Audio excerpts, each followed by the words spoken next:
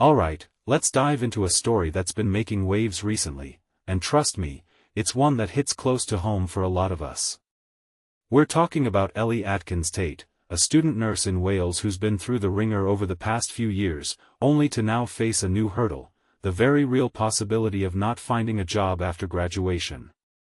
Personally, I think this story isn't just about Ellie, it's a mirror reflecting systemic issues in healthcare that we can't afford to ignore. First off, let's set the scene. Ellie's journey to becoming a nurse has been anything but easy. She's battled arthritis, grieved the loss of her grandmother, and juggled motherhood while studying. What makes this really interesting is how her story highlights the resilience of so many aspiring healthcare workers. They're not just students, they're caregivers, family members, and fighters.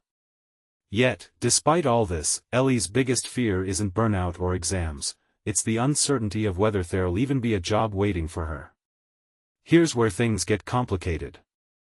In Wales, the NHS workforce planning system is supposed to predict how many healthcare workers are needed years in advance. Sounds logical, right? But here's the catch, these predictions were made during the peak of the COVID pandemic, when turnover was high and the system was under immense pressure. Fast forward to now, and retention has improved, meaning fewer vacancies. From my perspective, this is a classic case of planning falling out of step with reality, and it's the graduates like Ellie who are paying the price. What many people don't realize is that this isn't just a Welsh problem. Across the UK, we're seeing similar issues. The Royal College of Midwives reported that a third of newly qualified midwives haven't secured permanent roles. In England, they've introduced a graduate guarantee to address the gap between graduates and vacancies. Scotland's doing something similar. But in Wales, the response feels slower, and that's worrying. If you take a step back and think about it, this raises a deeper question: how can we expect people to dedicate years of their lives to training if there's no guarantee of a job at the end? One thing that immediately stands out is the emotional toll this takes on students. Ellie's not just worried about herself, she's concerned for an entire generation of nurses who want to care for patients but are left in limbo.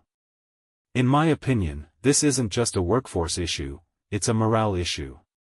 These are people who've sacrificed time with their families, worked unpaid hours, and pushed themselves to the limit, all because they believe in the mission of healthcare. To see them left high and dry feels like a betrayal of that trust. A detail I find fascinating is how this situation reflects broader trends in healthcare. We're constantly hearing about staffing shortages in the NHS, yet here we are, with qualified nurses struggling to find work. What this really suggests is a mismatch between supply and demand, and it's not just about numbers. It's about funding, planning, and priorities. The Welsh government has acknowledged the issue and is working on solutions, but the question is, will it be enough, and will it come in time for Ellie and others like her? Personally, I think this story should be a wake-up call. If we want to retain talented, passionate people in healthcare, we need to do better. That means clearer pathways into employment, more flexible workforce planning, and a system that values its graduates as much as it needs them.